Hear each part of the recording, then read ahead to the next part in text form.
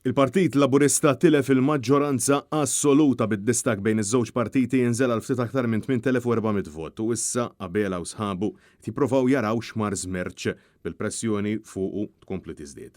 Iżda qudiem din ir-realtà ta' kollas fil-partit tiegħu stess u qudiem ir-realtà ta' sitwazzjonijiet diffiċli li qed jaffaċċja l-pajjiż, skont Robert Abela, in-nies ma vvotawx fost oħrajn minħabba d-drittijiet tan-nisa. Il-fiduċja sħiħa. Pretendi wkoll verżjoni aqwa tagħna nfusna. U li mi? Għala. Il-verżjoni aqwa tagħna nfusna hija dik li tindirizza temi, pereżempju bħal drittijiet ċivili, id-drittijiet tan-nisa. Mistoqsi aktar tard minn Net News x'irid jgħid biha din id-dikjarazzjoni Abela bl-atlaq li saħaq illi jrid jiftaħ id-diskussjoni dwar l-abort. Il-diskussjoni dwar l-abort, mhux qed ngħidlek li aħna mmorru biex indaħħlu l-abort, qed ngħidlek qed tibda dik id-diskussjoni.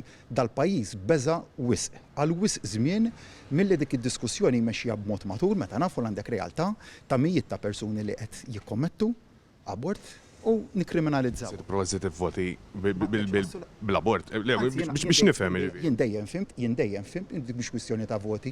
Dik il-problema li kollox naraw f'termini ta' voti. In-narrattiva ġiet wara r-riżultati elettorali għalhekk qed ngħid. Assolutament le. U allura, fi kliem sempliċi, b'reazzjoni għal riżultat bħal dak tas-sibt, Abela issa jrid jiftaħ beraħ għall-eventwalità tal-qtil tat-tarbija fil-ġuf b'diversi analisti politiċi jgħidu li din hija biss aljenazzjoni biex il-mexxej tal-Labor jiddevja minn fuq il-problema vera.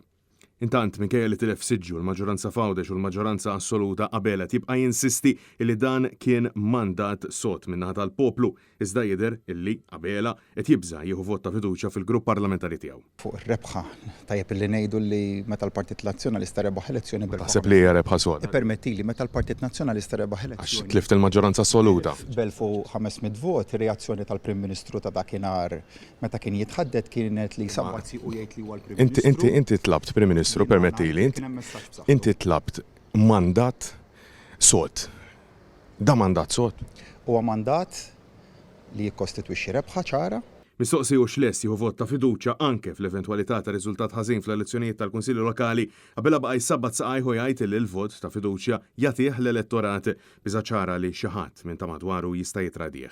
Il-vot ta' fiduċja ngħata mill-elettorat tagħna fl-2022 kien wieħed b'saħħtu.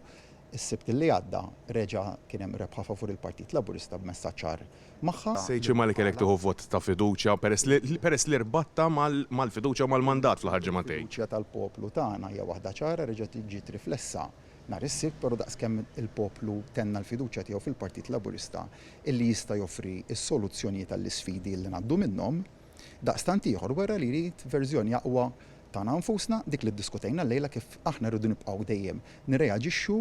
Il-ġurnalisti preżenti staqsew lill-Prim Ministru jekk hux se jkun qiegħed jieħu passi fil-konfront ta' xi ħadd jew jekk hux se naraw tibdil fil-kabinett, Abela tenna l-fiduċja fit-tim tiegħu. Mhux kwistjoni li ta' fiduċja jew sfiduċja, anzi għandi fiduċja assoluta fil-kabinett immexxi minni. Intant, aktar kmieni, l-uffiċjal tal-Gvern u ex-Segretarju Ġenerali Jason McAuliffe insista li l-Labor taħt Robert Abela warrab numru ta' nies b'mod sistematiku f'kull livell tal-partit, fatt illi l-lider Laburista qed jinjorah. Huwa minnu ma li nsejtu n-nies li warrabtu n-nies għax daw pereżempju fost oħrajn jgħid Jason McAuliffe daw l-affarijiet. Ma nafx lek għal xek jew le, ċertament ma kienx inwarrab. Finalment, Abela kompla bin-narrattiva li żamtu l dawn l-aħħar ġimgħat l-attakk fuq il-Maġistrat Gabriella Vella u jipprova iwerwer lil niesu mill-babaw fittizju li ħoloqu dak tal-establishment.